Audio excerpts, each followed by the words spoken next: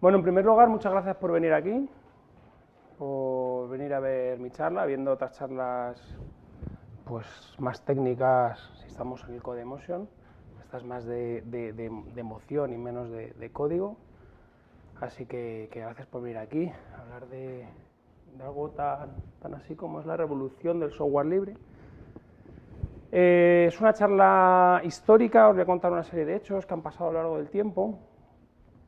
Y luego también es una charla un poco filosófica. ¿Por qué? Porque os voy a plantear preguntas, pero no os voy a plantear no os voy a dar la solución, la respuesta a esas preguntas, sino que las voy a dejar ahí en el aire para que seáis vosotros los que les deis ahí a la cabeza, al coco, y digáis, pues no sé, pues os quiero hacer pensar.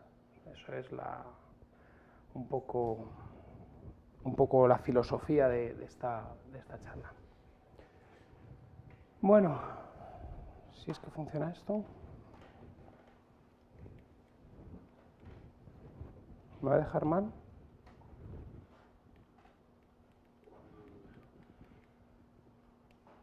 Qué bien, me funcionó esta mañana y ahora no.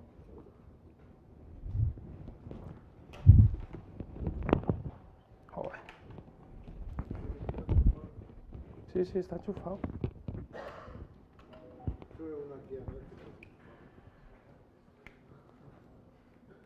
Da igual, sigamos. Tenemos las fechitas para eso. Es que no funciona. Que se ha quedado tostado esto.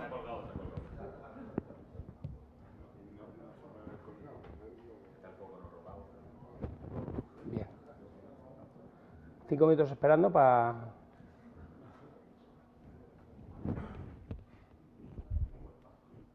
Vale, ahora sí que funciona. Bueno, ¿quién soy? Soy Adolfo Sanz, soy asesor técnico en la Consejería de Educación. Ahora mismo pues hago labores técnicas en la consejería, también sobre todo programo mucho, pero también hago otro tipo de labores. Además soy profesor en la Universidad de Alcalá, bueno, colaboro, no es que sea profesor, colaboro en algún máster y también soy formador en Pronoide. Bueno, os he dicho que era una charla histórica, vamos a empezar el año 61. ¿Sabéis lo que es eso? Es el PDP-1, era el primer mini ordenador, ¿vale? El primer mini ordenador. Era un ordenador que costaba encenderlo y lo dejaban ahí encendido pues toda la noche. Estamos hablando del año 61. Bueno, esto fue en el MIT, lo compraban en el MIT, y allí por aquella época, todavía existe, había un club, el club de modelismo de trenes, el TMRC, y este cacharro pues atrajo mucho a los estudiantes que estaban en el club en el TMRC, porque eran estudiantes pues de electrónica, de electricidad, jugaban con relés, hacían pequeños trenes y bueno, les llamó la atención el ordenador.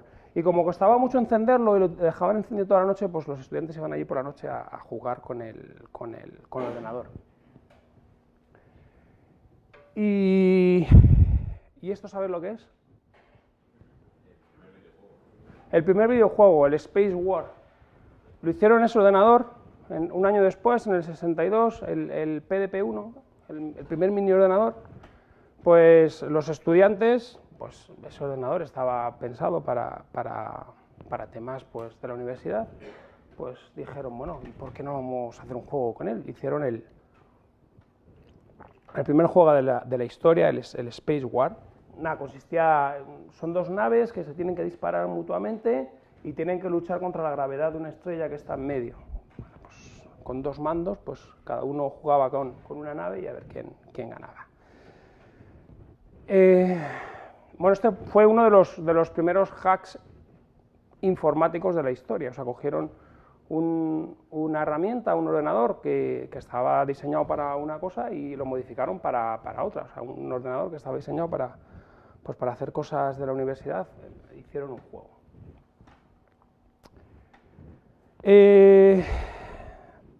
63, el año 63. El MIT crea el laboratorio de inteligencia artificial. Muchos de los estudiantes que trabajaban, que estudiaban en el TMRC terminaron aquí, en el Instituto de Inteligencia Artificial del MIT. Y esta gente se autodenominaban hackers. ¿Por qué? Porque se hacían pequeñas bromas que los llamaban hacks, de ahí viene la palabra hackers. ¿Por qué he puesto esto? Porque esto no es el MIT, este no es el lab del MIT.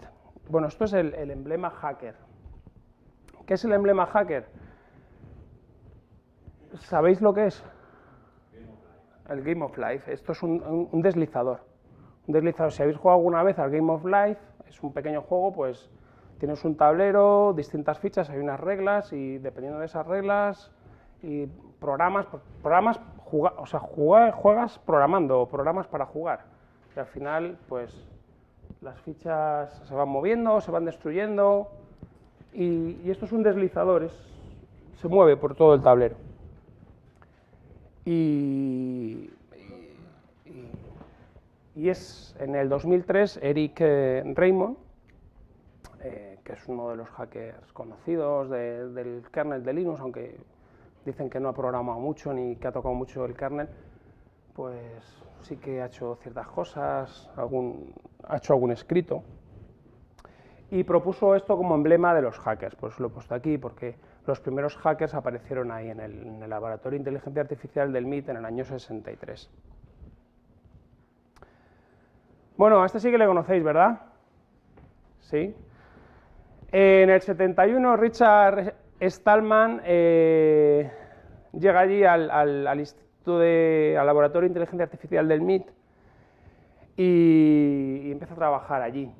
Por aquella época, pues los hackers, como los chefs, pues compartían sus hacks, sus programas.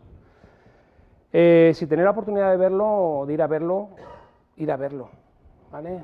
Suele venir a España 1 o 2 veces al año. Si no habéis ido nunca a verlo, espero que después de esta charla os animéis algún día a ir a verlo, a Richard Stallman, porque tiene mucha fuerza y tiene las ideas muy bien metidas en la cabeza, no como yo, y lo explica todo muy bien, así que os recomiendo que vayáis a verle si tenéis la oportunidad. Bueno, Richard Stallman empieza a trabajar en laboratorio de inteligencia artificial, pasan unos años y hay un episodio que lo marcan en el software libre, que es la compra de esta impresora. ¿Sabes? No se sabe si es mito o si es realidad, pero en el año 80 el laboratorio de inteligencia artificial del MIT compra esta impresora pequeñita, y que es la Xerox 9700. Como veis, en aquella época no había una impresora por cada ordenador o por cada despacho o por cada planta, sino que había una impresora ¿dónde? En el edificio. Tú estabas en la planta 2 y si querías imprimir algo lo mandabas a la impresora y luego ya lo ibas a recoger. ¿Qué problema tenía esta impresora? Que no alertaba tú mandabas algo a imprimir y si faltaba papel no te lo decía. Entonces mandabas a imprimir, Richard Stallman se levantaba, iba a la impresora, falta papel, joder, me lo podía haber dicho, o falta. Entonces, o mandaba mucho a imprimir y no sabía cuándo había terminado. Entonces, como buen hacker, digo, bueno, voy a coger el código fuente de la impresora y me lo voy a hackear para que me mande una alertita si falta papel, o si falta tinta, o si se ha terminado, a ver si un error, o lo que sea. ¿Y qué es lo que pasó? Que escribió a los de Xerox y los de Xerox le dijeron que no le daban el código fuente, que el código fuente era suyo y que no se lo daban. Pues esto le hizo cabrear mucho a Richard Stallman.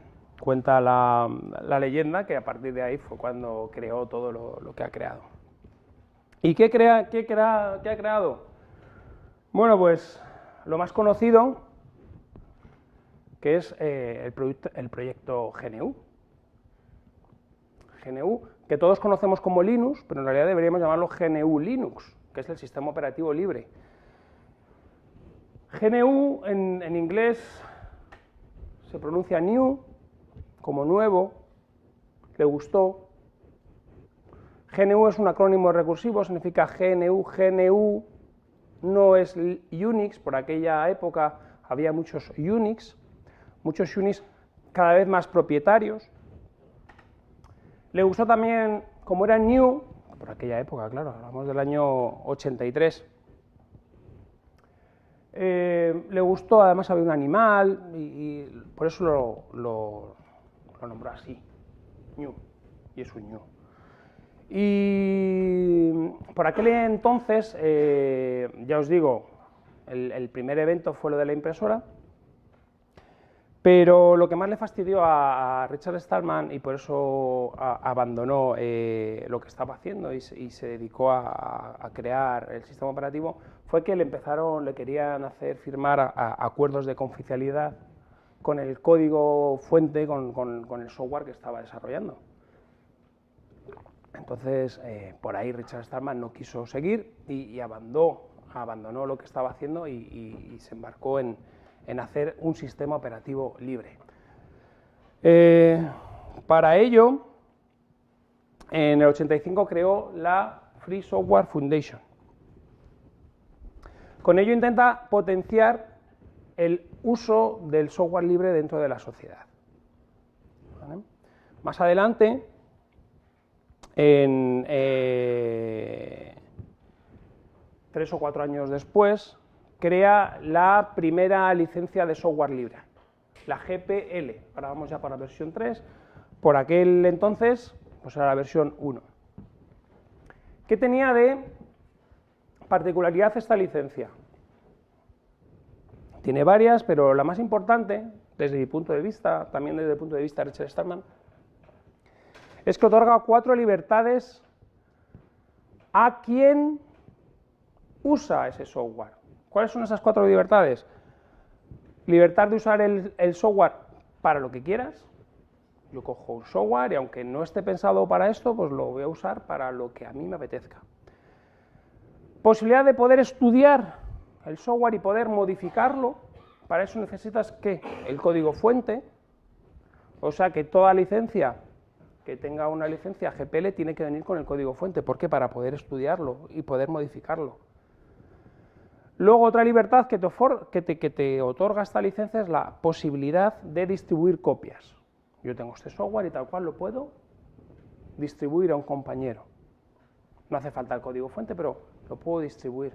Y la cuarta libertad es que si yo hago una mejora, pueda distribuir esas mejoras. ¿Vale? Esas son las 4 libertades. Luego tiene exime al programador de posibles daños que pueda causar el software. Y luego hay una cláusula más, que es lo que llaman el copyleft. Ya sabéis que hay un copyright, pues esto es copyleft. ¿Qué quiere decir copyleft? Copyleft quiere decir que si tú coges algo que está licenciado con GPL y lo modificas y haces modificaciones, esas modificaciones también tienen que ir con licencia GPL. Por eso se le llama que es una licencia viral, porque si algo empieza con licencia libre, siempre va a tener que seguir siendo libre. Hay otras licencias de software libre, como la MIT o la Apache, que no son virales. ¿Por qué? Porque una licencia MIT tú la puedes coger y relicenciar. ¿Cómo? Relicenciar con formato privativo. ¿Vale? Hay gente que dice que son mejores unas, gente que dice que son mejores otras. Bueno, pues ahí os lo dejo. ¿Qué licencia libre es mejor? ¿La MIT, la Apache, la GPL? Estudiar, mirar, preguntar y ver a ver cuál es mejor.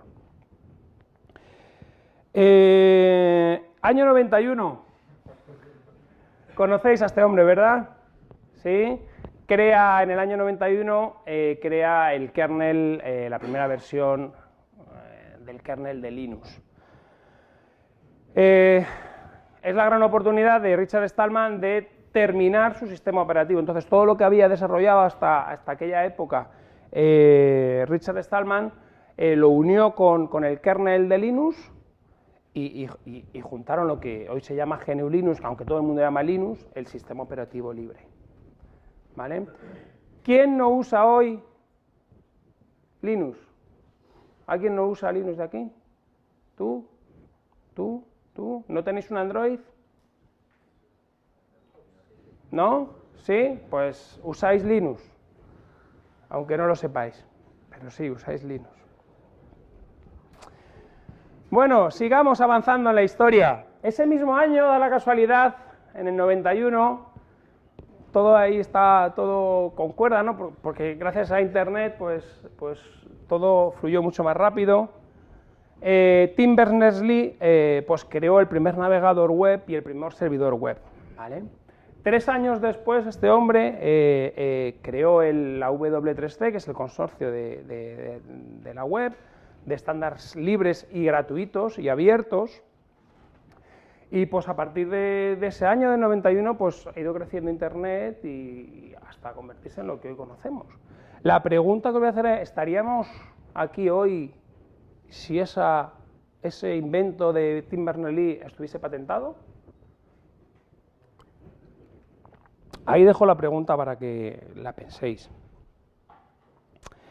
2001, Lawrence Lessig, este es alguien menos conocido, crea lo que llamamos las Creative Commons. En el año 2001, la licencia, la filosofía del software libre, que está inspirada en los hackers, se va extendiendo y se extiende a la cultura, a los textos, a las fotos, a la música, a los vídeos, y las licencias Creative Commons al final lo que dan son libertades a los usuarios, libertad de uso, libertad de poder modificar, libertad de poder distribuir, ¿vale? Son las mismas libertades que vienen en la GPL, son las que se aplican en la Creative Commons. Y ese mismo año, casualidad, ¿conocéis a estos dos señores? ¿No? Y el de la derecha también. Son los dos fundadores de la Wikipedia. Es más conocido Jimmy Wales, pero entre los dos fundaron la Wikipedia. Yo creo que hoy por hoy si estuviéramos en el siglo XVI, ¿no? En el siglo XVI quisieron crear un compendio de todo lo que la humanidad sabía, ¿no? En la enciclopedia, pues en realidad yo creo que ahora lo estamos consiguiendo con la Wikipedia. Yo creo que es un proyecto ahí en donde todo el mundo participa y donde está ahí pues gran parte de la inteligencia colectiva de la humanidad. Y la pregunta que os haría es, ¿sería igual sin licencias Creative Commons la Wikipedia? ¿Habría llegado a donde está? Sigamos. ¿Conocéis? Tenéis ahí un guiño. Martin Dougiamas, el creador de Moodle. Pues una de las herramientas para crear MOOCs y para crear, crea Moodle, es una herramienta para cursos online.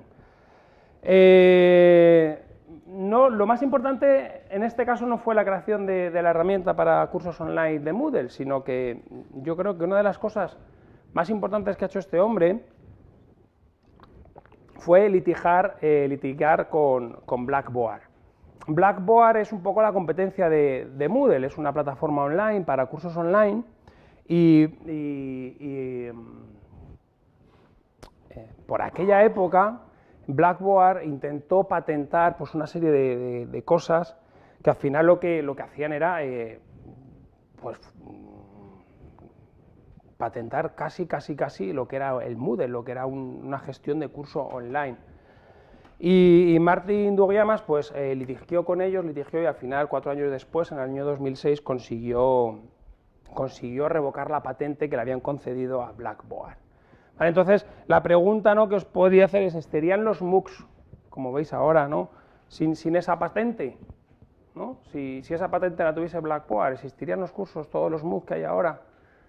Si Blackboard tuviese la patente, pues no lo sé. ¿Vale? ¿Conocéis? Matt Mullenweg. En el 2003 crea algo que hoy por hoy lo utilizan el 29% de las páginas de Internet. ¿Qué puede ser? Casi el 30% de las páginas de Internet, de la Internet visible, está hecho con WordPress. Este hombre fue el que cogió, liberó WordPress con una licencia libre, y hoy el 30% de las páginas de Internet están hechas con WordPress, con ese software. Bueno o malo, pero ahí está. ¿Lo hubiese conseguido una licencia privativa? No lo sé. Bueno, esto ya es más conocido, porque es más mediático, ha sido en la tele. En el 2006, Julian Assange crea Wikileaks, que es un sitio para filtrar información confidencial de interés público, ¿vale?, intentando preservar el anonimato de las fuentes. Entonces, como vamos viendo, pues la filosofía de los hackers se impregna con la filosofía del software libre, esa filosofía del software libre llega a la cultura, después de la cultura llega al periodismo, ¿vale? Vamos viendo ahí cómo se va esparciendo, ¿no? Y hoy en día, ¿conoceríamos ciertos secretos sin Wikileaks? Si no estuviera Wikileaks, ¿no estaría bien inventarlo? 2006. ¿Sabéis lo que es eso? Una pequeña placa de Arduino. En el 2006 se crean las primeras placas de Arduino, ¿vale? Seguimos en la progresión. El software libre pasa a la cultura, pasa al periodismo y ahora de repente pasa al hardware, ¿no? El hardware se impregna de la filosofía del software libre. Ahora intentamos crear hardware que sea libre, que tú también lo puedas hacer, que los planos estén ahí y tú, si sabes hacerlo, tienes que saber, pero puedes hacerlo.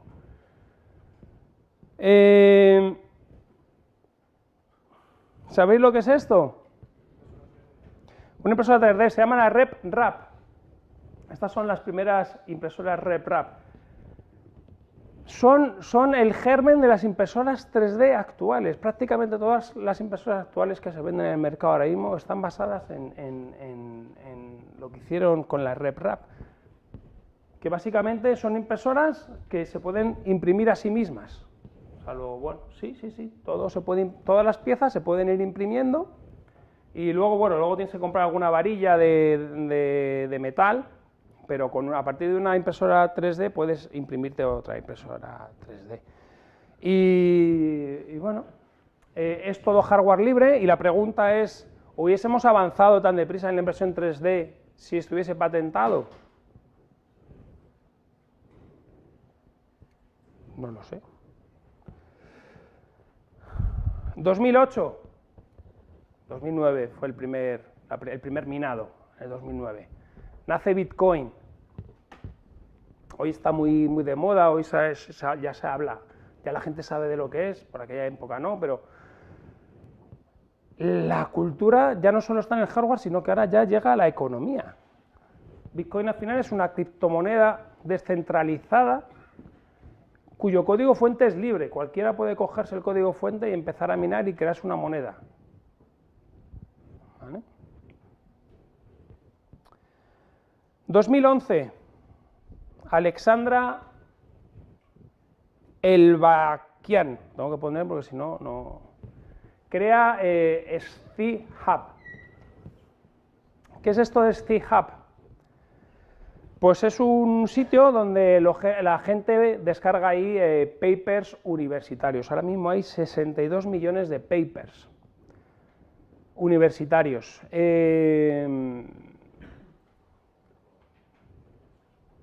La filosofía del software libre ahora llega ya al mundo académico también. La gente quiere liberar sus escritos académicos, lo puede hacer aquí. Y la pregunta que os hago es, ¿no deberían tener una licencia libre todos los papers universitarios? ¿No? Porque ahora hay un tráfico ahí con los papers, sobre todo los que habéis hecho algún doctorado o estáis haciendo algún doctorado, ya sabéis que tienes que mandarlo, lo mandas a una revista, bueno, hay problemas ahí con el tema de los papers. 2014, Tesla Motor. Conocéis Tesla todos. Bueno, pues en el 2014 liberó todas sus patentes para que éstas pudieran ser utilizadas en la construcción de vehículos eléctricos. Gracias a ello, pues la verdad es que ahora, en el 2017, 3 años después, hay bastantes más coches eléctricos que hace 3 años. ¿Vale? Entonces la pregunta es, ¿son las patentes realmente una ayuda o son un freno al desarrollo? Es una pregunta que yo siempre me hago. No lo sé.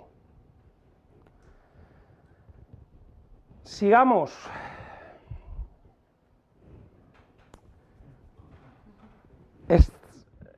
Satya Nadella, el CEO actual CEO de Microsoft. En el 2014, en una conferencia que dio, puso esta slide, la de Microsoft ama Linux, y aquí no me acuerdo de la frase esta del de la paz, la de primero se ríen de ti, luego te pegan y luego al final ganas, ¿no? Pues, ¿quién es este, el de la paz? Tenía que haber apuntado, no tengo la... Gandhi, sí. No, pues, tenía que haber apuntado en mis notas, es que tengo memoria de pez. Y bueno, Microsoft estuvo despotricando muchos años contra software libre, contra Linux, y al final, pues en el 2006 firmó un acuerdo con la Linux Foundation y está como miembro platino de la Linux Foundation, y hoy por hoy hay un montón de cosas liberadas con software libre. Windows todavía no, pero espero que algún año lo hagan, ¿no? Pero hay un montón de software ya que licencia con libre y con software libre y son grandes contribuidores ahora mismo al software libre, o sea que... ¿sí? Yo trabajo en Microsoft y trabajo en un proyecto que es open source y está todo en GitHub, todo el código, sí. todo el código que utilizo yo todos los días se sube a través de pull request. Aquí tenéis un trabajador de Microsoft que lo rectifica. Pero eso... Yo soy sí. IBM y también, Y también. ¿Alguien más de otra empresa? En BQ también. Bueno, eso hace unos años era impensable. Hoy por hoy ya no tanto. 2016, Red Hat, que fue una empresa en los años 2000, que empezó antes de los 2000, muy pequeñita, pues en el año 2016 superó los 2.000 millones de facturación con más de 10.000 empleados. O sea, para deciros que al final el software libre no es algo de friki, sino que el software libre da dinero. Porque al principio siempre lo decían, pero eso, ¿cómo va a ser eso rentable, el software libre? Pues sí, es rentable el software libre.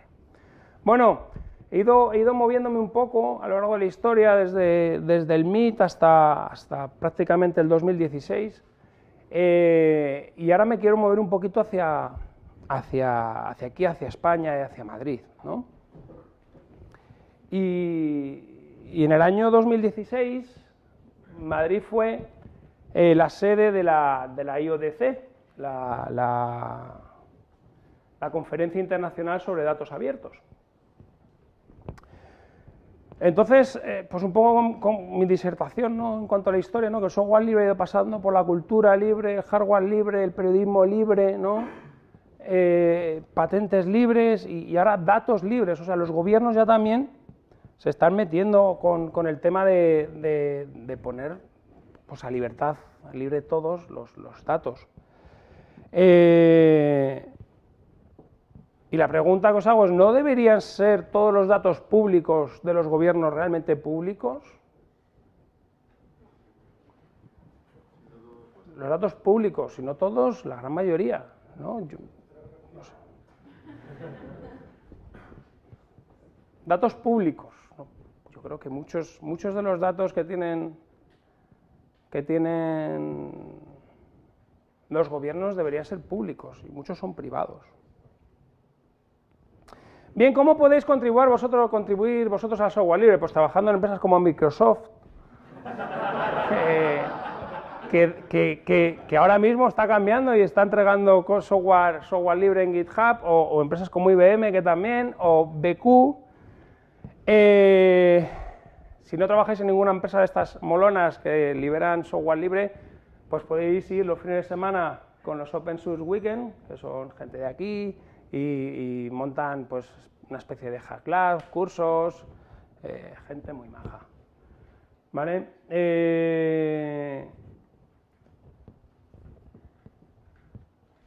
También, si os gusta el tema del hardware libre, pues aquí en Madrid tenéis el Makerspace Madrid, pues también hacen cosas de maker, es una asociación sin ánimo de lucro y tenéis impresora, cortadora con láser, hacen concursos de ver quién hace el robot más tonto. La verdad es que, sí, no, pues es muy gracioso, a los niños les gusta mucho. Yo que tengo 2 niñas. Y bueno, también podéis venir a un hackathon, que sobre todo los de Hackathon Lovers, nosotros ponemos siempre en las reglas del hackathon, siempre ponemos que la propiedad intelectual es de quien lo desarrolla, y siempre no obligamos, pero siempre decimos o intentamos que la gente que viene a un hackathon y desarrolle, pues que lo haga, que utilice cosas que tengan software libre y que luego pues lo que haya hecho lo libere, ¿vale? Últimamente estamos un poco parados, somos una comunidad que empezamos hace 4 años y soy yo el que movía un poco todo, y últimamente pues estoy un poco más parado, pues porque me he cansado y bueno, ahora sí, si alguno estáis en el meetup de Hackathon Lovers, tengo pegatinas, luego si queréis pegatinas podéis coger, sí que mando hackatones, pero no mando cualquier hackathon. Muchas veces a mí hay empresas, se montan muchos hackatones. Yo cuando monté Hackathon Lovers no se montaban hackatones en Madrid, o muy pocos. Ahora sí que se montan muchos hackatones.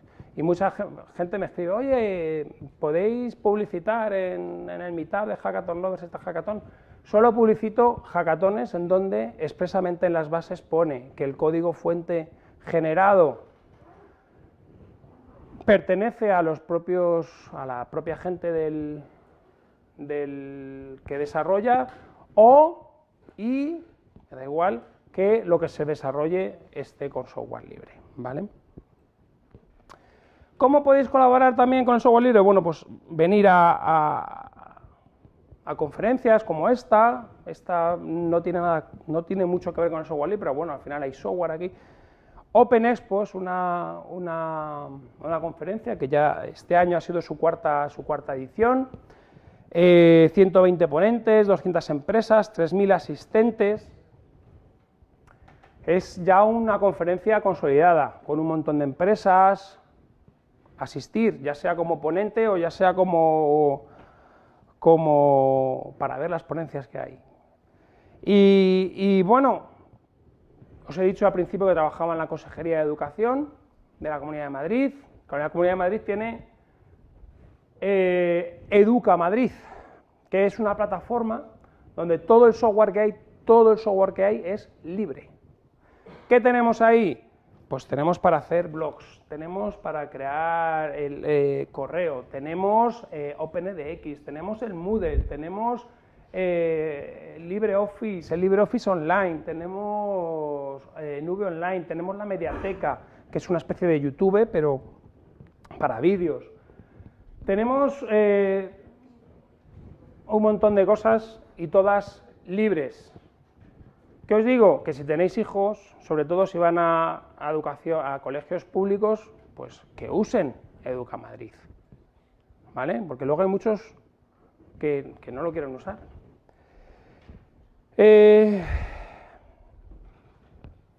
También tenemos un sistema operativo propio que se llama Max, Madrid Linux, que hoy por hoy ya tenemos la versión 9 y está instalada ya en 4.200 equipos.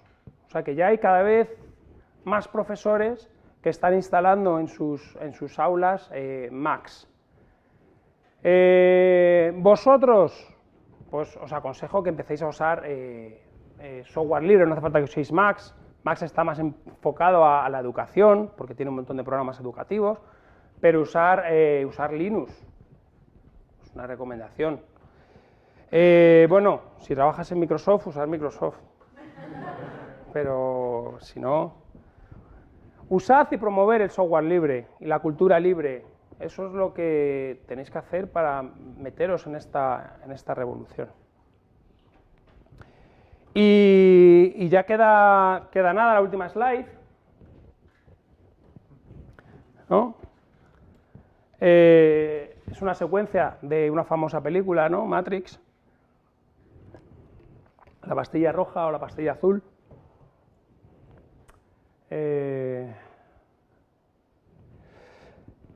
Y Neo tiene que elegir, ¿no? ¿Qué hacer? Si seguir como está o cambiar, ¿no? Lo mismo ahora está tranquilo, tiene una vida corriente, pero le ofrecen la posibilidad de cambiar de vida. Lo mismo no es tan guay como la pintan, pero sobre todo lo que va a tener es libertad, ¿no? La pastilla roja al final lo que te da es libertad. Pues es un poquito lo que os quería exponer yo aquí en esta charla, ¿no? Que al final el software libre, utilizar el software libre a veces no es tan fácil como usar software propietario, o descargarse imágenes, buscar imágenes que tengan licencias Creative Commons, pues a veces es más difícil que, copio y pego esta misma imagen, pues a veces es difícil. Pero hay que intentarlo, hay que moverse. ¿Por qué? Porque te da libertad, a ti y al resto de la gente. Y voy a terminar ya que hemos dicho que os iba a hacer preguntas, pues voy a terminar con preguntas, ¿no? Y una de ellas es, ¿dónde estaríamos si no hubiese licencias libres? ¿Dónde estaríamos? Y si todo estuviera patentado, ¿dónde estaríamos si todo estuviera patentado? Y si no se desvelaran secretos y no tuviésemos privacidad, aunque cada vez tenemos menos, pero ¿dónde estaríamos? ¿Mejor? ¿Peor? Y sigo, ¿no? Una vuelta de tuerca más. ¿Dónde estaríamos si solo hubiese licencias libres? ¿Estaríamos mejor? ¿Estaríamos peor? Si no existieran las patentes, ¿estaríamos mejor? ¿Estaríamos peor? Si la información pública realmente fuese pública y la información privada realmente fuese privada, ¿no estaríamos mejor? ¿Estaríamos peor? Bueno, pues ahí os lanzo esas preguntas y con eso quiero terminar la charla, así que muchas gracias a todos.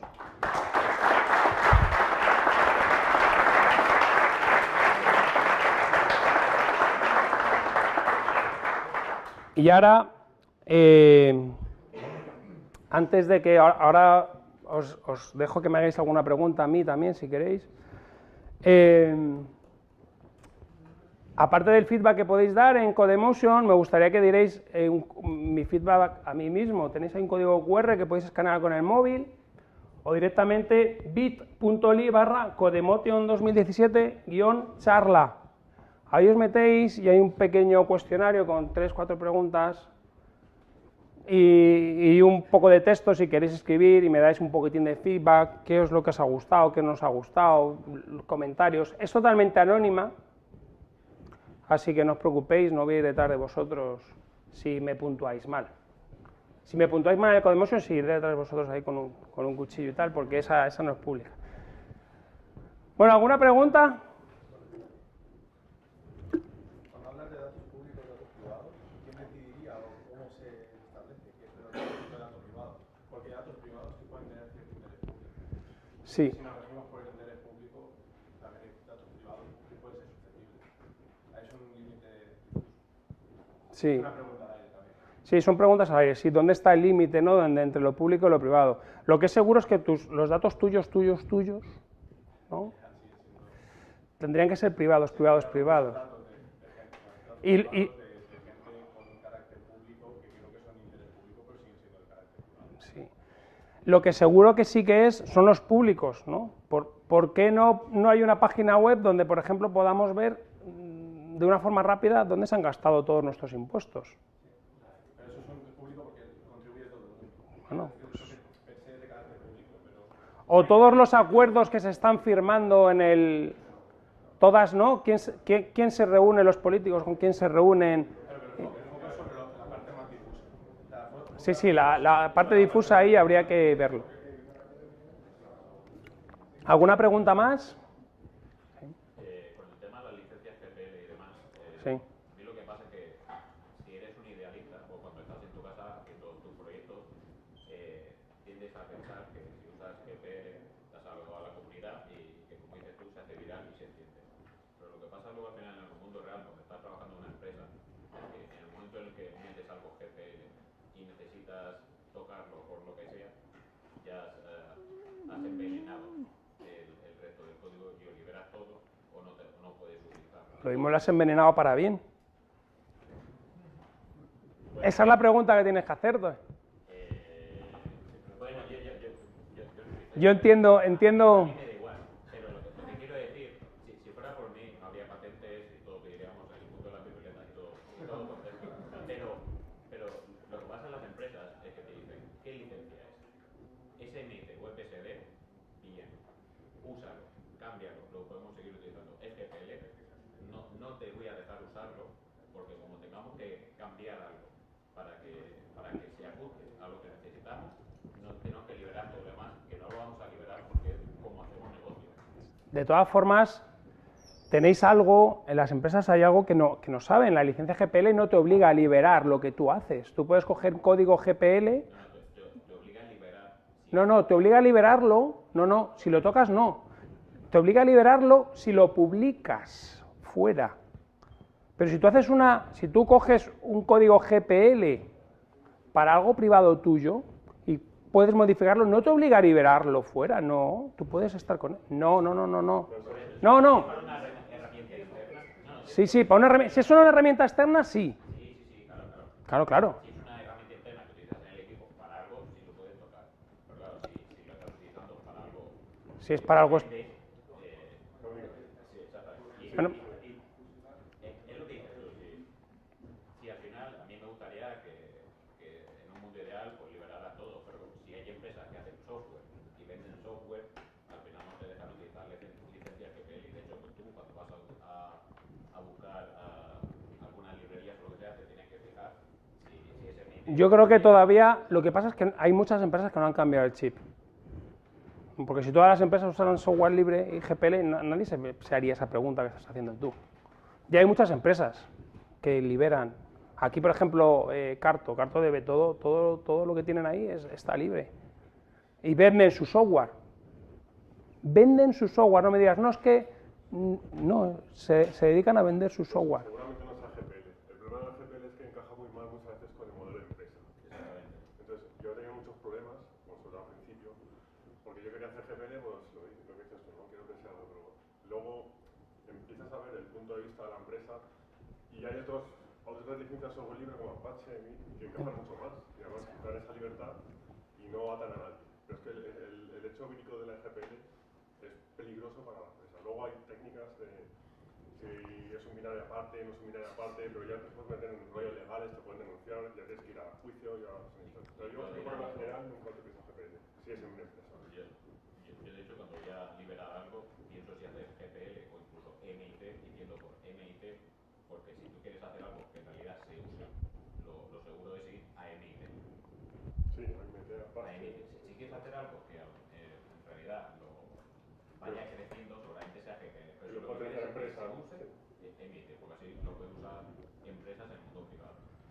Entonces yo lo de la licencia tengo dudas, la verdad que no tengo tan claro que es así. Yo creo que es una cuestión de... De hecho, el kernel de Linux utiliza GPL 2, no se pasó a la 3. Por el tema de patentes. Porque añadí una cosita que a Linux no le gusta. Y era sustancialmente importante. Porque el kernel de Linux también se están utilizando muchas empresas privadas y tal. Y lo que añadía iba en contra De lo que... empresas privadas pudieran. Yo lo que creo es que si todos jugásemos en la misma liga, no, ese problema no se plantearía. Yo entiendo lo que planteáis y lo veo también lógico, pero... Un ejemplo muy claro, por ejemplo, es Google con Android. Hace hasta muy poco se portaba GCC, pero GCC es una licencia GPL. ¿Qué es lo que pasa? Que los fabricantes estaban demandando poder hacer algo, módulos en GCC que sean privados, que no sean libres. Estaban demandando eso. Entonces, ¿qué es lo que ha hecho Google? La cambia hace un año. Ellos lo han dicho como que, bueno, es un cambio técnico, lo que sea, pero bueno, ahora con CELAN sí que pueden premiar ese modelo cerrado a esas empresas que estaban demandando eso. Y de hecho, Fuchsia, el sistema operativo que es tan raro que está haciendo, Va por ahí los va tiros. por ahí los tiros. Mucha gente dice que es porque Linux es GPL y como es GPL, pues está atado a que los drivers se liberen, entonces ya empiezan a inventar arquitecturas muy raras, esto es un proceso aparte, entonces esto sí que lo puedo mantener en privado, esto lo mantengo público. Vuelvo a repetir, no estaríamos en esa discusión si todo fuese libre, no estaríamos en esta discusión, estaríamos hablando de otra cosa. ¿Cómo motiva a ser investigador para patente? Por ejemplo, nosotros al investigador cuando patentas una investigación das como 50 años para que ese producto se venda. Si no, ¿cómo motivarías a un investigador a hacer? Buena pregunta. Eso, Te la dejo para ti, para que la respondas. fíjate, yo Claro. tengo la suerte de trabajar con científicos y ellos muchas veces sí que quieren liberar todo lo que hacen, quieren que sea público, pero la empresa arriba dice, oye, yo te estoy pagando este dinero, tú eres público y quiero sacar un dinero de eso. Entonces muchas veces hay luchas de el investigador quiere, pero la empresa que le paga le tiene atado. O sea que es muy complicado. Yo creo que se reduce. Si entraríamos en un mundo capitalista en el que haya empresas, o sea, como sociedad, seguramente lo mejor sería código abierto e información gratuita para todo el mundo. Pero mientras exista el capitalismo, existirán empresas que quieran hacer pasta y mientras quieran hacer pasta no puede ser todo libre. Las patentes se Sí, bueno, eso ya son. Tenéis pegatina, mucha gente se dosis su pegatina, pero bueno, tenéis pegatinas. ¿Alguna pregunta más, chicos? Pues muchas gracias por venir, como os he dicho antes. Y coger alguna pegatina.